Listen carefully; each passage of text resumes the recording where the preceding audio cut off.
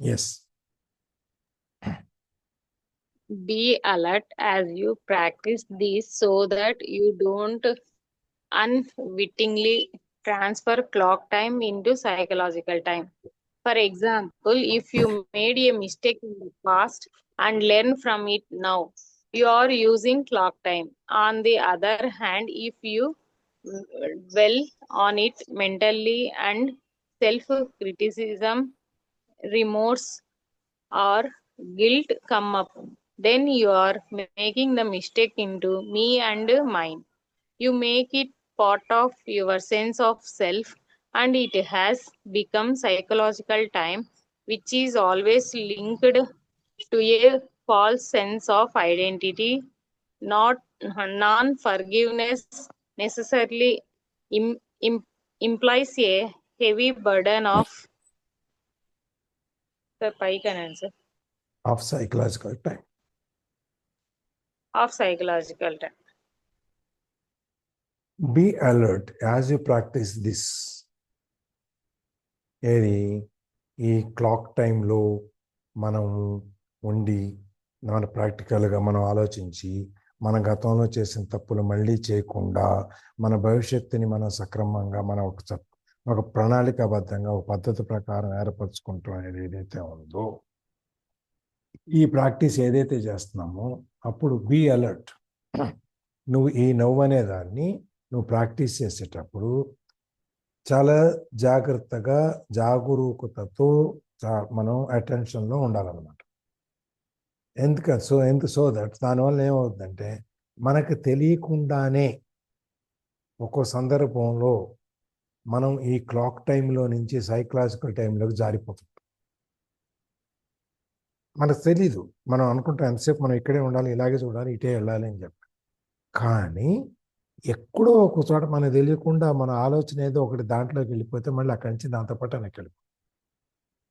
అందుకని మనకు తెలియకుండానే ఈ క్షణం ఏదైనా మనకి ఈ సైకలాజికల్ టైంలోకి వెళ్ళిపోతుంది. అంటే ఈ గతాన్ని భవిష్యత్ కాలాన్ని మనం బాడీ పెయిన్ నుంచి మనం ఈ టైం అనే దాంట్లో నుంచి ఇప్పుడు దాన్ని సైకలాజికల్ టైం అంటున్నాం, దాంట్లోకి వచ్చాం.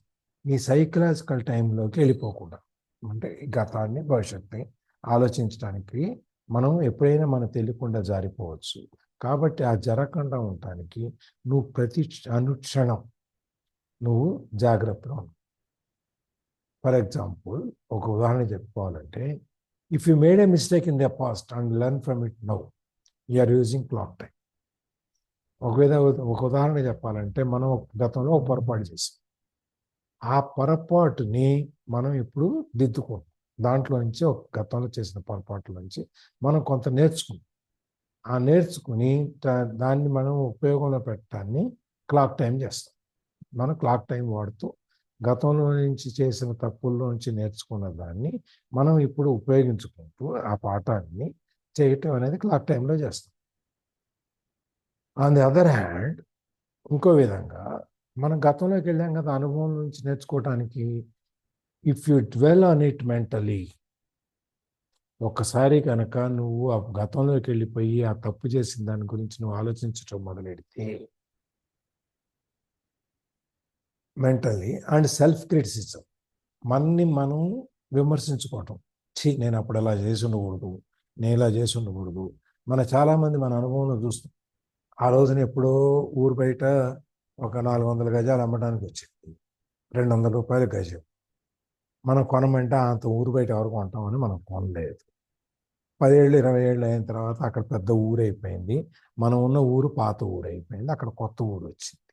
ఆ 200 గజాలు ఉన్నది 20,000 30,000 అయిపోయింది గజం. మనం ఏమనుకుంటాం? ఏమనుకుంటాం?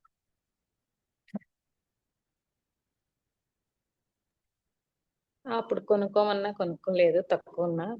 ఇప్పుడు ఊరంతా పెరిగిపోయింది, ఇట్లా అయిపోయింది అట్లా అయిపోయింది అనుకుంటాం సార్. మనం తిట్టుకుంటాం. సెల్ఫ్ క్రిటిసిజం అనమాట. రిమోర్స్, బాధ, గిల్ట్, తప్పు చేశామే అనేటువంటి ఒక భావన. ఇవన్నీ మనం జరిగిపోయిన దాని గురించి ఆలోచించుకుంటూ కూర్చుంటే ఇవన్నీ బయటకు వస్తాయి. బయటకు వచ్చి then you are making the mistake in to me and my. అప్పుడు వెంటనే మనం మన మైండ్తో ఆలోచించడం మొదలుపెట్టి నేను నాది వీటి గురించి వెళ్ళి, అంతేగాని అయిపోయింది మనం ఇవాళ ఏం చేయలేము, నీకు తెలివితేటలు ఉంటే నువ్వు అప్పుడు కొనటం మానేసావు కాబట్టి ఇప్పుడు కనీసం అవతల పక్కన ఇంకో పక్కన పెరుగుతుందంట అక్కడన్నా కొనుక్కుందాం అని ఆలోచన నుంచి రావు. ఎంతసేపు అయ్యో ఆ రోజున కొనుక్కున్నట్టే ఇన్ని కోట్లు అయ్యేది, అన్ని కోట్లు అయ్యేది, మనం అక్కడ కొనలేదు ఇక్కడ కొనలేదు, ఈ 2 చోట్ల కొనుక్కున్నట్టయితే మాదాపూర్లో హైటెక్ సిటీ దగ్గర కొనుక్కుంటే 2 లక్షల గజం వచ్చేది, లేకపోతే కూకట్పల్లి హౌసింగ్ బోర్డు దగ్గర కొనుక్కుంటే 3 లక్షలు అయింది. ఇవన్నీ ఆలోచనల్లో నుంచి ఎంతసేపు మనం అందులో ఉండిపోతాం, అందులో నుంచి బయటికి రాము. So you make it part of your sense of self. ఎప్పుడైతే మనం వీటిని ఆలోచించి బుర్రపాడు చేసేసుకుని మనం ఇంకేం చేయాలో తెలియక చీచి చీచి అని చెప్పి తిట్టుకుంటూ కూర్చుంటాము, దాన్ని మనం ఆటోమేటిక్గా నీ బాహ్యమైన శరీరంలోకి వచ్చేస్తాం. And it has become psychological time. ఈ గతం మీద ఆలోచించుతూ కూర్చోటాన్ని అది సైకలాజికల్ టైం అయిపోతుంది, which is always link to a false sense of identity. ఈ సైకలాజికల్ టైం అనేది ఫాల్స్ సెన్స్ ఆఫ్ ఐడెంటిటీ. మనం ఇప్పుడు మన గుర్తింపు ఏంటనుకుంటున్నాం? మనం కాళ్ళు చేతులు ముక్కు మూతి, మనం వేసుకునే బట్టలు, మనం వేసుకునే నగలు, మనం వేసుకునే తిరిగే కారు లేకపోతే తిరిగే బండి, మనం మాట్లాడే భాష, ఇవన్నీ మనకి గుర్తింపు. ఇవే మనం గుర్తింపుగా అనుకుని ఆ సైకలాజికల్ టైంలోకి మనం వెళ్ళిపోతాం. ఇప్పుడు మనం ఎక్కడున్నాం అసలు? నవ్వు ఈ క్లాక్ టైంలో ఉన్నాం. క్లాక్ టైంలో ఉన్నప్పుడు ఏమైంది? మనం ప్రత్యక్షంగా ఉన్నదాన్ని దృష్టిలో తీసుకుని మనము ఒక నిర్మాణ కార్యక్రమంలో ఉన్నాం. దాంట్లో నుంచి మళ్ళీ మనము గతంలోకి వెళ్ళిపోయి వాడు మోసం చేశాడు, వీడు మోసం చేశాడు, అలా అయిపోయింది, ఇలా అయిపోయింది అని చెప్పి తిట్టుకుంటూ దాంట్లో నిండిపోతూ మనం అలా చేయకుండా ఉంటే ఇలా దాంట్లో నిండిపోతాం. ఇది ఎప్పుడు కూడా ఫాల్స్ సెన్స్, ఇది సరైనది కాదు. ఇది ఒక ఒక తప్పైనటువంటి భాష అన్నమాట. ఫాల్స్, ఇది కరెక్ట్గా లేని దాన్ని మనం ఊహించుకుని ఆ సైకలాజికల్ టైంలోకి వెళ్ళిపోతాం. Non forgivingness necessarily implies a heavy burden of psychological time.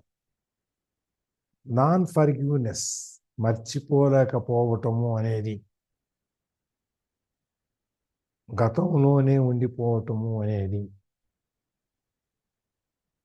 It necessarily implies, దాని అర్థం ఏంటి అంటే మన భుజాల మీద ఈ సైకలాజికల్ టైం యొక్క భారము ఎక్కువ అవుద్ది అన్నమాట.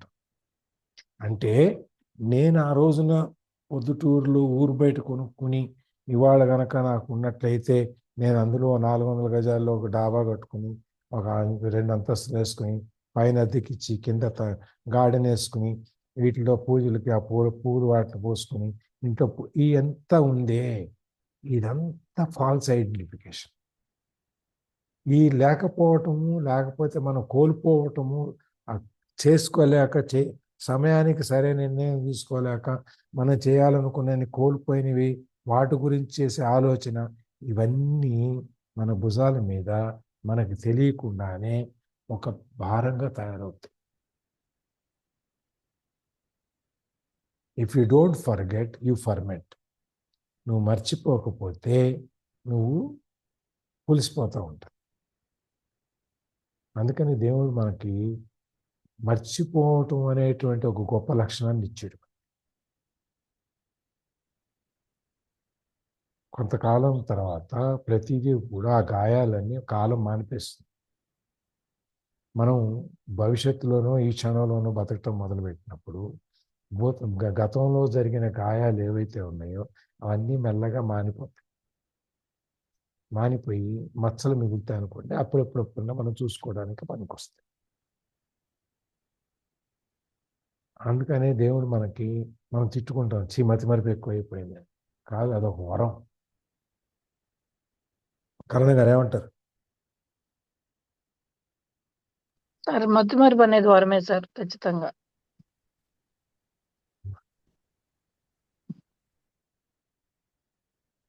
మతి మరపు కాదు, మరపు మాత్రమే. మరపు మరపు అనేది వేరు మతిమరుపు వేరా? మరి అంతేగా. మతిమరుపు అంటే మనకు తెలియకుండానే మర్చిపోతూ ఉంటాము. మరపు అనేది పాత జ్ఞాపకాలు మర్చిపోవటం అనేది, జరిగినవి కొన్ని మర్చిపోవటం. మతిమరుపు అనేది మనం ఏం చేస్తున్నామో మనకు తెలియకుండా 5 నిమిషాల కింద చేసిన విషయాన్ని కూడా మర్చిపోయి మనం అంటే మైండ్లో రిజిస్టర్ కానివి అనమాట. అవి మతిమరుపు. కొన్ని సమయం మార్చుకుంటూ దాని మీద మనకి ఒక సొల్యూషన్ మలాన్ని రాసేసి దీన్ని ఏమంటారు, దాన్ని లోషన్, దాన్ని రాసేసి మార్చేసి వెళ్ళిపోయేది మరపు. ఈ రెండు వేరు. మతిమరుపు వేరు. మతిమరుపు అంటే మన ఒంటి మీద మనకు సోయి లేకపోవడం, విషయాన్ని మర్చిపోవటం, కాలానుగుణంగా మెల్లగా మనం దాంట్లో పడి మర్చిపోవటం అనేది ఒకటి.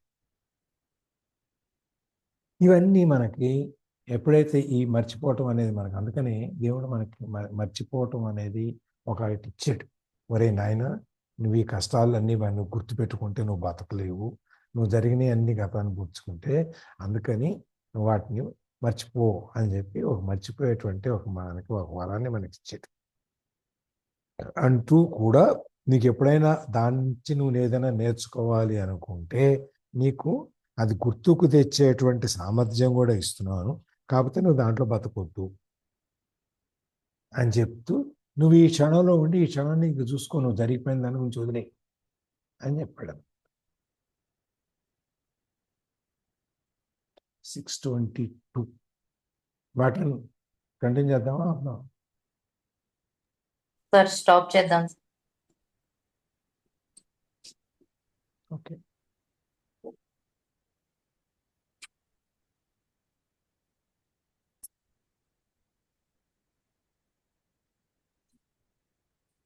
ఎవరికైనా డౌట్స్ ఉన్నాయా అండి?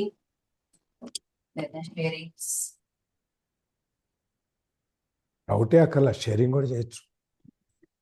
షేరింగ్ కూడా చూసి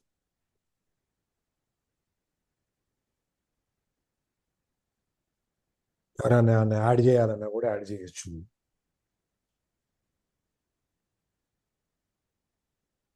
కరణం గారు అని చెప్తారు. సార్ ఇవన్నీ ఇప్పుడు పుస్తకంలో చదువుతున్నాం కానీ ఇవన్నీ నిత్యం మనం అనుభవిస్తున్నాయి సార్. కాకపోతే ఇది పుస్తక రూపంలోనే ఉంది. ఇది మనం ఇలా చేస్తుంటే బాగుండేది, ఇలా చేస్తుంటే బాగుండేది అని ప్రతిసారి మనం అనుకుంటా ఉంటాము. జరిగిపోయిన దాని గురించి ఆలోచించకూడదు అని మనమే అనుకుంటా ఉంటాం. మళ్ళీ ఖాళీగా ఉన్నప్పుడు పూర్వం జరిగినవి అన్ని తవ్వుకోకుండా ప్రెసెంట్ లో ఉండి మనం ఏం చేయాలి ఏంటి అని మనం పనులు చేసుకోవాలని చెప్తున్నారు సార్. జరిగిపోయిన దాని గురించి ఆలోచిస్తూ కూర్చుని సడన్ గా ఒకసారి ఇంత అనవసరం ఆలోచించిపోయే ఉందిలే అని చెప్పి లేచి వచ్చేస్తాను చూసారా, అది ఈ నవ్వు అనేది. ఇది అనవసరం, దీనివల్ల ఉపయోగం ఏం లేదు మనం ఆలోచించడం వల్ల అని చెప్పి ఒకసారి ఆ కాన్షియస్నెస్లోకి వచ్చేస్తాం. ఆ కాన్షియస్లోకి వచ్చేది నవ్వు. ఇప్పుడు జరిగిపోయింది, మన చేతుల్లో లేదు కదా, ప్రెసెంట్ మన చేతుల్లో ఉంది. ఇప్పుడు మనం ప్రెసెంట్ లో ఉండాలి మనం అని అనుకుంటాం. అంతా మనలోనే ఉంది సార్. అన్ని పుస్తకాల్లో కూడా మనలో ఉన్నదనే చెప్తున్నారు.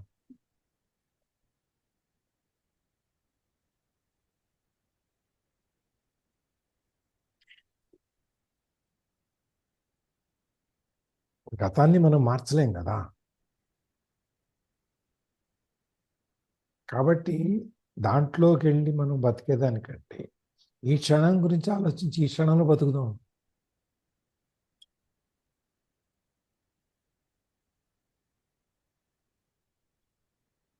ఎప్పుడైతే మనం గతం గురించి ఆలోచించి గతంలో చేసిన తప్పుల నుంచి మనం అనుభవం పాఠాలు అంటాం కదా, అవి నేర్చుకుని దాని నుంచి భవిష్యత్తునైనా కనీసం నువ్వు సక్రమంగా నిర్మించుకో ఈ క్షణం నుంచి.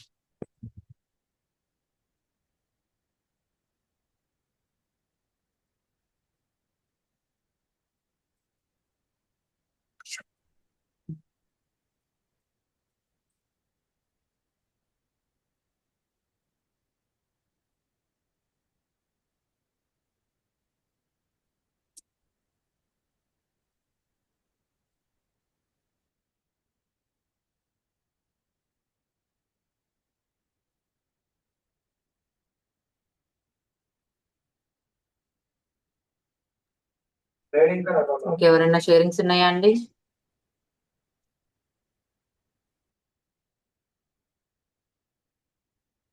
ఇంకా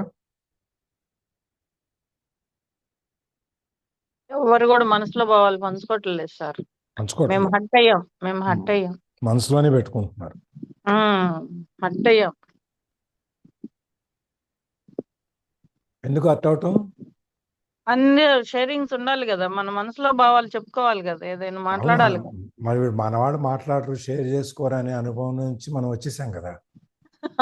అంటా అట్ట అంటారా? అయితే ఓకే సార్. నేనేమంటున్నానంటే సార్, మనం అన్ని తెలుసున్నాం సార్, అన్ని తెలుసున్నాయి అనుకుంటాం, అన్ని బాధలు పడ్డాం అనుకుంటాము, ఈసారి ఇలాంటి పొరపాటు జరగకూడదు అనుకుంటాం, కానీ ఇంతకుముందు జరిగింది ఏం జరగదు సార్ లైఫ్ లో మళ్ళీ. అయితే కొంచెం మనీ పరంగా గానీ, కొంచెం ఆర్థికంగా స్టాండ్ అయిన వాళ్ళు పెద్ద తోపులు తురుముల్లాగా ఇది ఇంతే అని చూస్తారా? మనసులు, మానవత్వాలు, మంచితనాలు లేకుండా వాళ్ళు చెప్పింది వేదం అంటారు చూసారా, అది మాత్రం బాగుండదు ఎదుటి వాళ్ళ మీద రుద్దేది. అంటే వాళ్ళ గుర్తింపు వాళ్ళు సాధించిన వాటితోనూ వాళ్ళకున్న వాటితోనూ వాళ్ళ గుర్తింపు తెచ్చుకుంటారు. అదే టైం బాగుండి 10 రూపాయలు ఉంటాయి, ఇంకా అది వాళ్ళ నిర్ణయాలే గొప్ప. మీరు ఇలా చేశారు, మీరు అనవసరంగా ఇలా చేస్తున్నారు, మీరు ఎలా అది ఇదని అలా చెప్తారు చూడండి, అది కరెక్ట్ కాదు. అందరూ చూడండి, ఇప్పుడు మన ఉమ్, అనుభవంలో మనం చాలా మందిని చూసుంటాం. అలా ఉమ్, ఒక్కసారి ఉవ్వెత్తున లేచిపోయి మళ్ళీ అలా కింద పడిపోయి ఆ జీవిత చక్రం అయితే ఏదైతే ఉందో ఆ సైకిల్ ఇరుక్కుపోయి సంపాదించింది నిలబెట్టుకోలేక అక్కడి నుంచి కింద పడిపోయిన వాళ్ళు మనం ఎంతమందినో చూసాం కదా. అవును సార్. మన అనుభవంలో ఒకప్పుడు బ్రహ్మాండంగా ఉండి, అంటే ఏమీ లేని స్థితి నుంచి బాగా సంపాదించుకుని మళ్ళీ ఏమీ లేని స్థితికి వచ్చిన వాళ్ళని చాలా మందిని చూసాం. అందుకనే వీళ్ళు ఒక సందర్భంలో సంపాదించటం ఒక ఎత్తు అయితే, సంపాదించిన దాన్ని నిలబెట్టుకోవటం ఇంకో ఎత్తు. అది మనం మన ఈ గతంలో మనం ఈ స్థితికి రావటానికి మనం నిర్మించుకున్న ఆ మెట్లు ఏదైతే ఉన్నాయో వాటిని కనుక మనం ఫౌండేషన్ సరిగ్గా వేసుకోకపోతే ఇవాళ మనం సంపాదించింది ఇక్కడ నిలబడదు, మళ్ళీ కిందకు వచ్చేస్తుంది. చాలా మంది చేసే తప్పు అదే తప్పు. అందుకని మళ్ళీ అప్పుడు నేర్చుకుని మళ్ళీ మొదలు పెట్టడానికి జీవితంలో టైం ఉండదు. 20 ఏళ్ళు 30 ఏళ్ళు వచ్చిన తర్వాత అన్నీ చేసిన తర్వాత ఇక్కడ దాకా 30 ఏళ్ళు బాగా సంపాదించి 60-65 ఏళ్ళు వచ్చిన తర్వాత మళ్ళీ మొత్తం పాడైపోయింది అనుకోండి, అప్పుడు మళ్ళీ సంపాదించిన టైం ఏది? మనం గతం మీదనే కూర్చుంటాం. అప్పుడు అట్లా బతికాను, ఇప్పుడు ఇట్లా బతికాను, అప్పుడు అట్లా సంపాదించాను, దీని మీదనే ఆలోచిస్తూ ఉంటాం మనం. దానివల్ల మనం ఆ గతంలోకి వెళ్ళిపోతే ఎప్పుడైతే ఉందో ఆ సైకలాజికల్ టైం ఏదైతే ఉందో దానివల్ల మన భుజాల మీద మన భారం ఎక్కువ అవుతూ ఉంటుంది, మన మైండ్ మీద మనకు భారం ఎక్కువ అవుతూ ఉంటుంది. ప్రవీణ మేడం ఏదో చెప్తాం అనుకుంటున్నారు.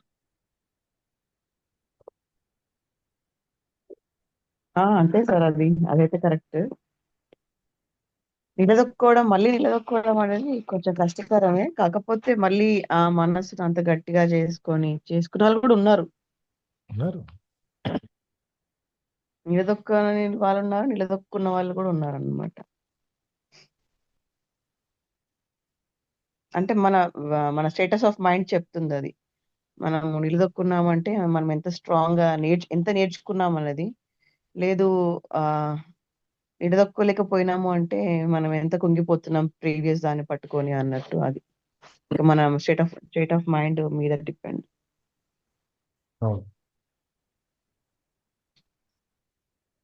గతాన్ని నుంచి నేర్చుకున్నామా, గతాన్ని నుంచి ఇంకా అనుభవిస్తూనే ఉన్నామా అనేది. గతం నుంచి నేర్చుకోకపోయినా గతాన్ని అనుభవిస్తూ ఉంటాం, ఇంకా అదే అనుభవిస్తూ ఉంటాం. అదే అనుభవిస్తే ముందుకెళ్ళలేము, నేర్చుకుంటున్నప్పుడు ముందుకెళ్ళగలుగుతాం. సో ఆ పైన సార్